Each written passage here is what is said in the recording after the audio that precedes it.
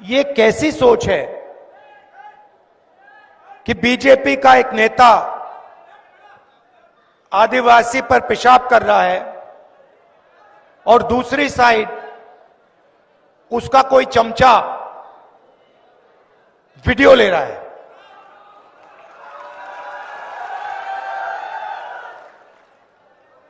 और वो वीडियो सिर्फ मध्य प्रदेश में नहीं,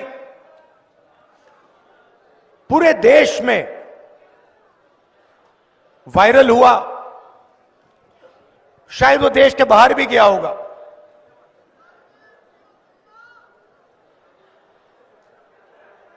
ये है विचारधारा बीजेपी की। सिर्फ आदिवासियों के साथ नहीं, दलितों के साथ, आदिवासियों के साथ, गरीब पिछड़ों के साथ, जहां भी ये कमजोर लोगों का अपमान कर सकते हैं, ये करते हैं। कुछ समय पहले इनके एक भाषण में मैंने सुना,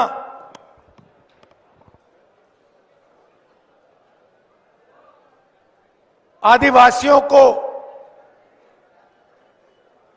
इन्होंने वनवासी कहना शुरू कर दिया। अब पता नहीं आप में से आप यहां युवा बैठे हैं, आप शायद कहो भाई इन दो शब्दों में क्या फर्क है, आदिवासी में और वनवासी में क्या बड़ा फर्क है। आदिवासी का मतलब वो व्यक्ति जो इस जमीन का सबसे पहला मालिक था।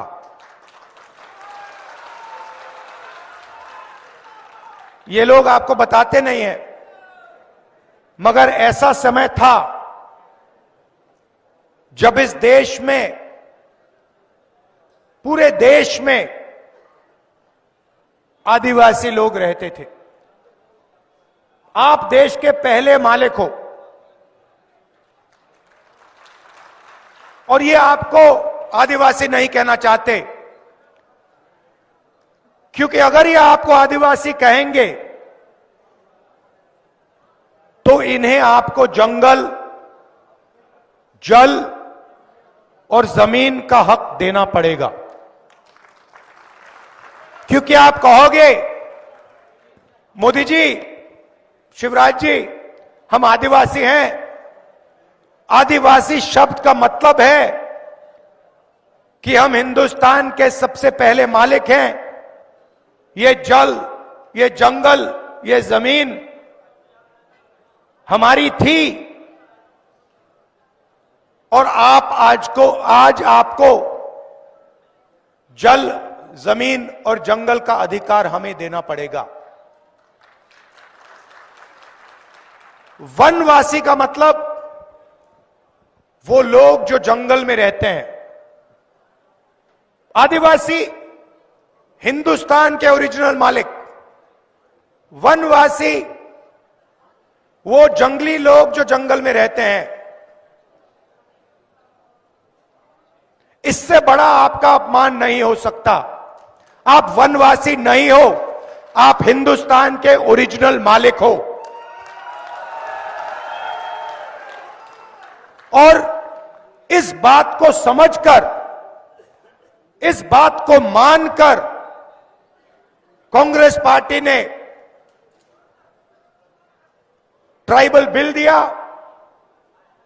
जमीन अधिग्रहण बिल दिया, पैसा कानून दिया, आपकी जमीन आपको वापस दी, जंगल में आपको हक दिया। क्यों? क्योंकि हम आपको आदिवासी मानते हैं। उनका कहना है कि भाई आप वनवासी हो, आप जंगल में रहो,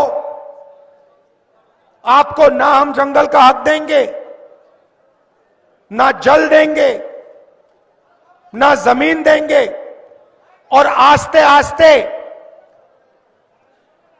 आपसे जंगल भी छीनते जाएंगे। और फिर एक दिन आएगा जब हिंदुस्तान में आपको जंगल नहीं दिखेगा, फिर वो आपसे कहेंगे, भैया आप वनवासी हो, मगर वन तो है ही नहीं, खत्म हो गया, तो जाओ मजदूरी करो, भीख मांगो, भूखे मरो। ये इन दो शब्दों के बीच में फर्क है। अब आपकी आबादी हिंदुस्तान में तकरीबन 8% है। यह नंबर याद रखिए। जीतू जी, मध्य प्रदेश में आदिवासियों की आबादी कितनी है? मध्य प्रदेश में आपकी 22% है, 24%, और हिंदुस्तान में आपकी आबादी 8% है।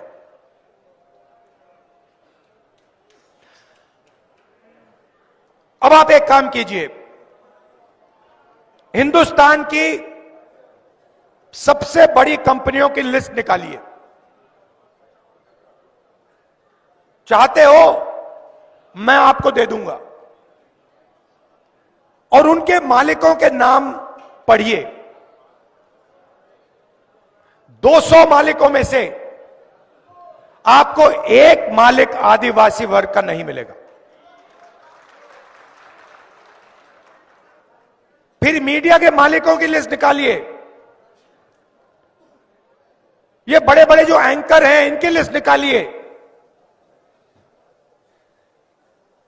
उस लिस्ट में आपको एक आदिवासी नाम नहीं मिलने वाला है।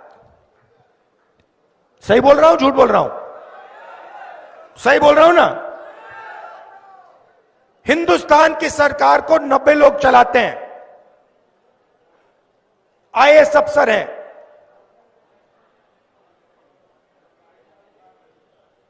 पूरा का पूरा बजट ये बांटते हैं।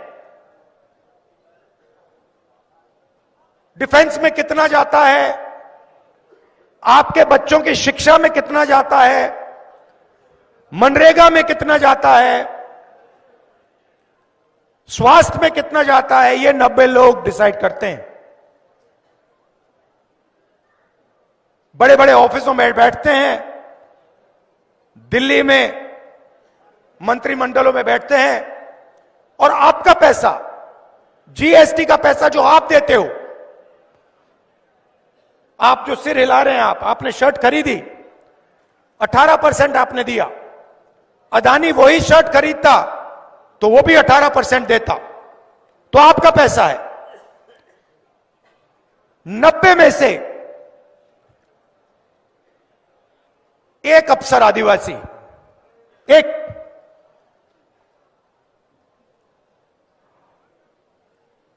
और अगर हिंदुस्तान की सरकार 100 रुपए खर्च करती है बजट में, तो आदिवासी अफसर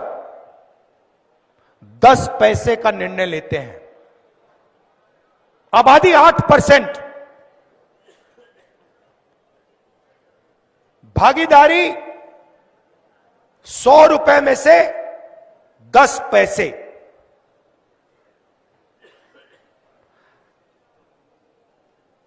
आपके बच्चे स्कूल यूनिवर्सिटी में जाते हैं, प्राइवेट कॉलेज, प्राइवेट यूनिवर्सिटी में आपको पैसा देना पड़ता है, लाखों रुपए लगते हैं। लगते नहीं लगते? लगते हैं ना। प्राइवेट कॉलेजेस, यूनिवर्सिटीज के मालिकों की लिस्ट निकालिए, उसमें आपको एक आदिवासी नहीं मिलेगा। चोट लगती है, प्राइवेट अस्पताल में जाते हैं, लाखों रुपए चले जाते हैं, सरकार उनको जमीन देती है, प्राइवेट अस्पतालों को फ्री में। किसकी जमीन? आपकी जमीन। प्राइवेट अस्पतालों की लिस्ट निकालो, उसमें आपको एक आदिवासी नहीं मिलेगा, एक मालिक नहीं मिलेगा।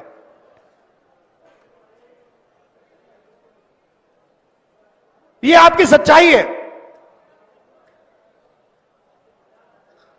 इसमें आप अकेले नहीं हो। जो आपके साथ हो रहा है वो दलित वर्ग के साथ भी हो रहा है,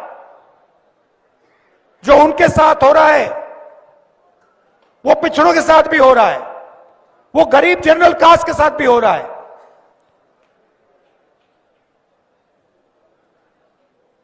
1-2% लोग हैं जिन्होंने पूरे हिंदुस्तान का कब्जा कर लिया है। अदानी जी यहां आपकी जमीन छीनते हैं, हिमाचल में सेब का बिजनेस करते हैं, मुंबई का एयरपोर्ट चलाते हैं, हिंदुस्तान के सारे पोर्ट्स उनके हाथ में, माइनिंग करते हैं, फूड स्टोरेज का बिजनेस करते हैं, सारा का सारा वही करते हैं। और आप देखते ही रह जाते हो। आप स्कूल कॉलेज का पैसा देते हो, रोजगार मिलने का टाइम आता है, आपसे कहते भैया रोजगार तो है ही नहीं, आपको रोजगार नहीं मिलेगा। आपको सर्टिफिकेट मिल गया, 5 लाख रुपया आपने प्राइवेट यूनिवर्सिटी कॉलेज को दे दी, मगर रोजगार आपको हिंदुस्तान में नहीं मिलेगा। क्यों? क्योंकि सारे छोटे बिजनेसेस को नरेंद्र मोदी ने बंद कर दिया, नोटबंदी की, जीएसटी की, और सारे के सारे छोटे जो व्यापारी हैं, स्मॉल मीडियम बिजनेस, वो बंद हो गए।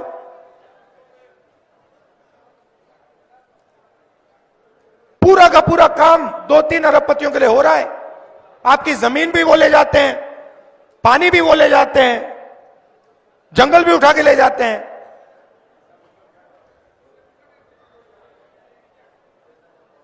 तो ये बदलना है। सबसे पहला कदम जाति जनगणना, जिससे सबको पता लग जाएगा इस देश में किसकी आबादी कितनी है, आदिवासी कितने हैं, उनके पास कितना धन है, कितनी संस्थाओं पर उनका कंट्रोल है, दलित कितने हैं, कितना धन है, कितनी संस्थाओं पर कंट्रोल है, पिछड़े कितने हैं, कितना धन है, कितनी संस्थाओं पर कंट्रोल है, साफ आपके सामने आ जाएगा। क्रांतिकारी कदम है। हरी क्रांति, सफेद क्रांति, उतना बड़ा कदम है ये। और ये जैसे ही हमारी सरकार आएगी हम ये करके दे देंगे आपको।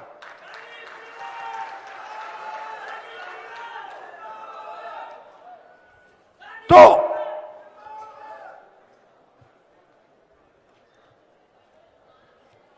हम चाहते हैं कि इस देश में सामाजिक न्याय हो,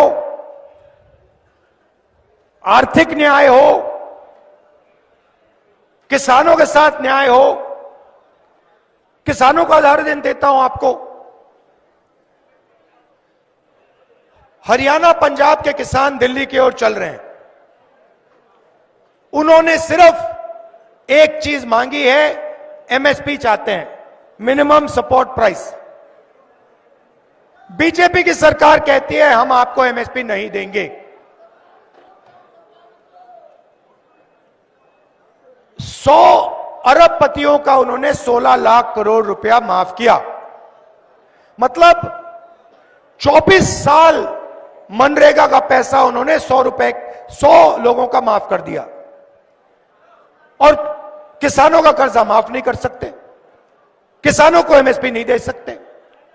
हमारी सरकार आएगी दिल्ली में, पहला काम जाति जनगणना, दूसरा काम किसानों को एमएसपी की लीगल गारंटी, कानून बना देंगे कि इससे कम पैसे के लिए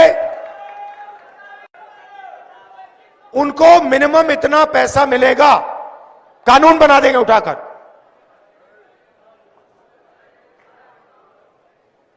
तो ये हम आपके लिए करना चाहते हैं। मैं आपको सिर्फ यहां कहने आया हूं, मैंने वीडियो को प्ले किया, प्ले दबाया और उस वीडियो में एक बीजेपी का नेता आदिवासी युवा के ऊपर पेशाब कर रहा था और मैंने सोचा ये कैसी सोच है कि बीजेपी का एक नेता आदिवासी पर पेशाब कर रहा है और दूसरी साइड उसका कोई चमचा वीडियो ले रहा है।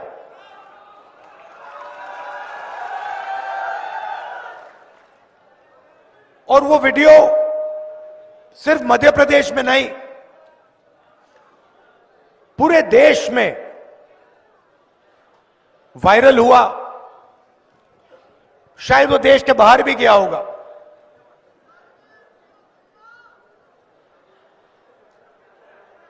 ये है विचारधारा बीजेपी की।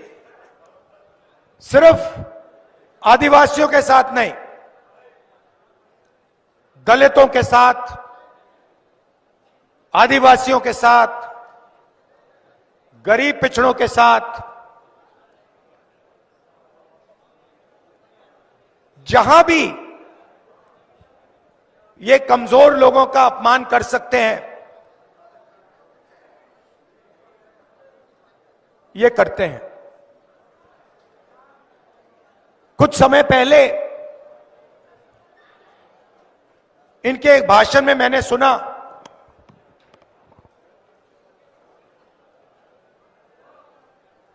आदिवासियों को इन्होंने वनवासी कहना शुरू कर दिया। अब पता नहीं आप में से आप यहां युवा बैठे हैं, आप शायद कहो भाई इन दो शब्दों में क्या फर्क है, आदिवासी में और वनवासी में क्या बड़ा फर्क है। आदिवासी का मतलब वो व्यक्ति जो इस जमीन का सबसे पहला मालिक था।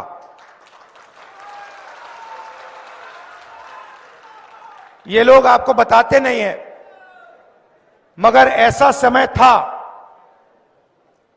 जब इस देश में, पूरे देश में आदिवासी लोग रहते थे। आप देश के पहले मालिक हो और ये आपको आदिवासी नहीं कहना चाहते, क्योंकि अगर ये आपको आदिवासी कहेंगे तो इन्हें आपको जंगल, जल और जमीन का हक देना पड़ेगा। क्योंकि आप कहोगे मोदी जी, शिवराज जी, हम आदिवासी हैं। आदिवासी शब्द का मतलब है कि हम हिंदुस्तान के सबसे पहले मालिक हैं। ये जल, ये जंगल, ये जमीन हमारी थी और आज आपको जल, जमीन और जंगल का अधिकार हमें देना पड़ेगा। वनवासी का मतलब वो लोग जो जंगल में रहते हैं। आदिवासी हिंदुस्तान के ओरिजिनल मालिक, वनवासी वो जंगली लोग जो जंगल में रहते हैं। इससे बड़ा आपका अपमान नहीं हो सकता। आप वनवासी नहीं हो, आप हिंदुस्तान के ओरिजिनल मालिक हो।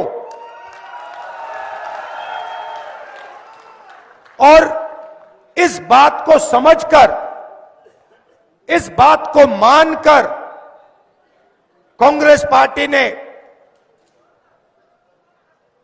ट्राइबल बिल दिया, जमीन अधिकरण बिल दिया, पैसा कानून दिया, आपकी जमीन आपको वापस दी, जंगल में आपको हक दिया। क्यों? क्योंकि हम आपको आदिवासी मानते हैं। उनका कहना है कि भाई आप वनवासी हो, आप जंगल में रहो, आपको ना हम जंगल का हक देंगे, ना जल देंगे, ना जमीन देंगे, और आस्ते आस्ते आपसे जंगल भी छीनते जाएंगे। और फिर एक दिन आएगा जब हिंदुस्तान में आपको जंगल नहीं दिखेगा, फिर वो आपसे कहेंगे भैया आप वनवासी हो मगर वन तो है ही नहीं, खत्म हो गया, तो जाओ मजदूरी करो, भीख मांगो, भूखे मरो। ये इन दो शब्दों के बीच में फर्क है। अब आपकी आबादी हिंदुस्तान में तकरीबन 8% है। यह नंबर याद रखिए। जीतू जी, मध्य प्रदेश में आदिवासियों की आबादी कितनी है? मध्य प्रदेश में आपकी 22% है, 24%, और हिंदुस्तान में आपकी आबादी 8% है।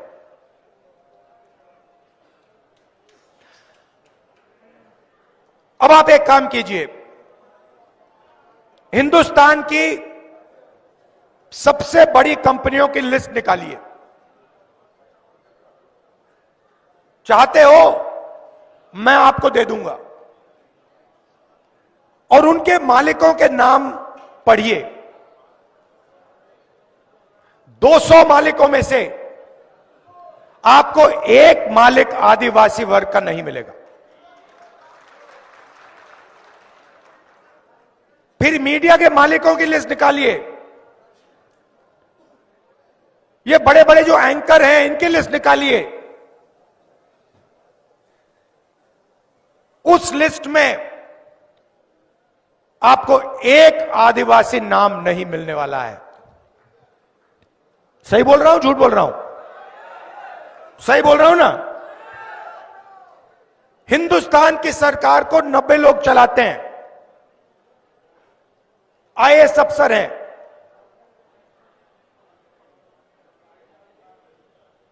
पूरा का पूरा बजट ये बांटते हैं।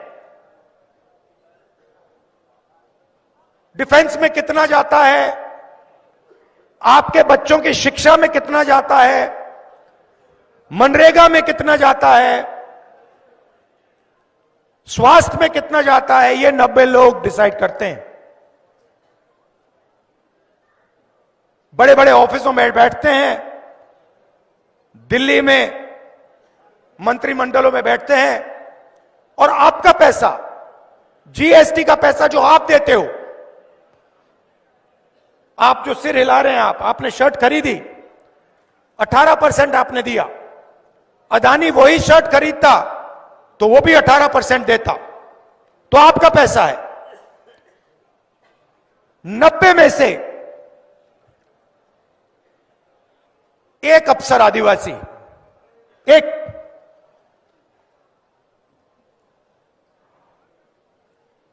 और अगर हिंदुस्तान की सरकार 100 रुपए खर्च करती है बजट में, तो आदिवासी अफसर 10 पैसे का निर्णय लेते हैं। आबादी 8%, भागीदारी 100 रुपए में से 10 पैसे।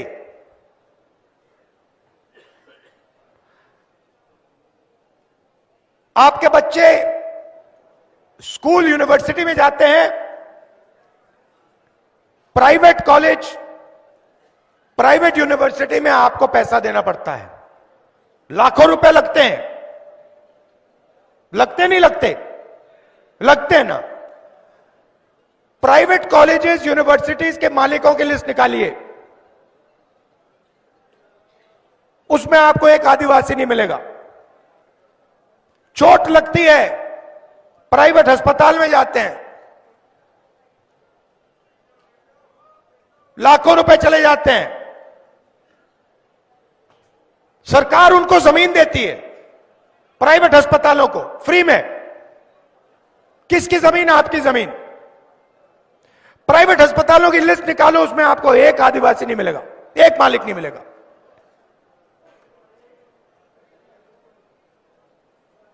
ये आपकी सच्चाई है, इसमें आप अकेले नहीं हो। जो आपके साथ हो रहा है वो दलित वर्ग के साथ भी हो रहा है, जो उनके साथ हो रहा है वो पिछड़ों के साथ भी हो रहा है, वो गरीब जनरल कास्ट के साथ भी हो रहा है।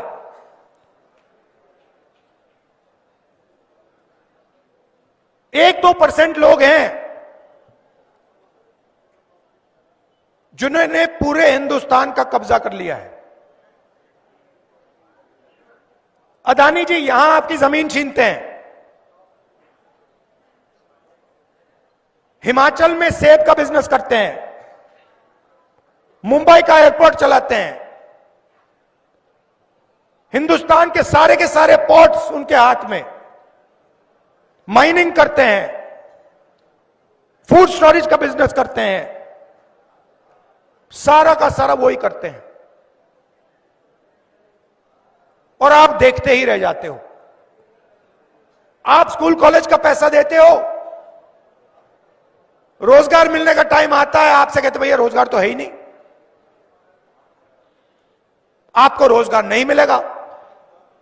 आपको सर्टिफिकेट मिल गया, 5 लाख रुपया आपने प्राइवेट यूनिवर्सिटी कॉलेज को दे दी, मगर रोजगार आपको हिंदुस्तान में नहीं मिलेगा। क्यों? क्योंकि सारे छोटे बिजनेसेस को नरेंद्र मोदी ने बंद कर दिया, नोटबंदी की, जीएसटी की, और सारे के सारे छोटे जो व्यापारी हैं, स्मॉल मीडियम बिजनेस, वो बंद हो गए।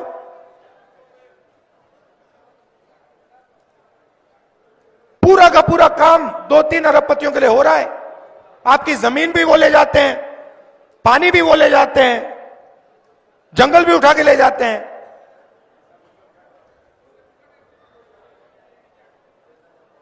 तो ये बदलना है।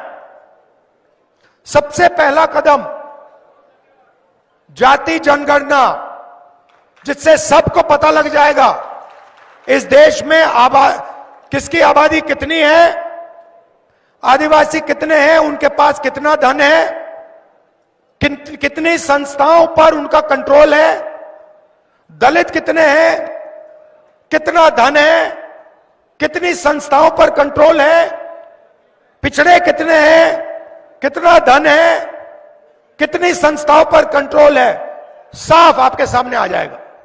क्रांतिकारी कदम है। हरी क्रांति, सफेद क्रांति, उतना बड़ा कदम है ये। और ये जैसे ही हमारी सरकार आएगी हम ये करके दे देंगे आपको।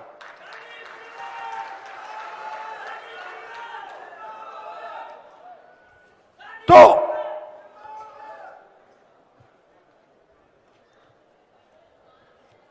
हम चाहते हैं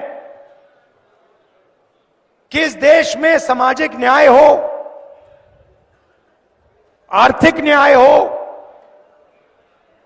किसानों के साथ न्याय हो। किसानों का उदाहरण देता हूं आपको। हरियाणा, पंजाब के किसान दिल्ली की ओर चल रहे हैं।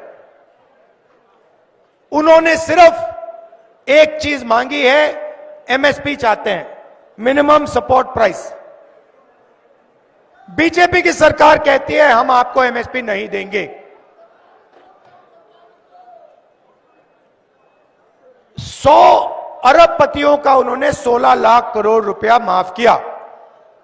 मतलब 24 साल मनरेगा का पैसा उन्होंने 100 लोगों का माफ कर दिया, और किसानों का कर्जा माफ नहीं कर सकते, किसानों को एमएसपी नहीं दे सकते।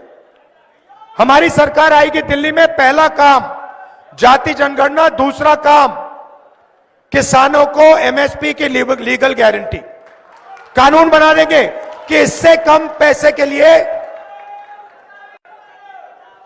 उनको मिनिमम इतना पैसा मिलेगा, कानून बना देंगे उठाकर।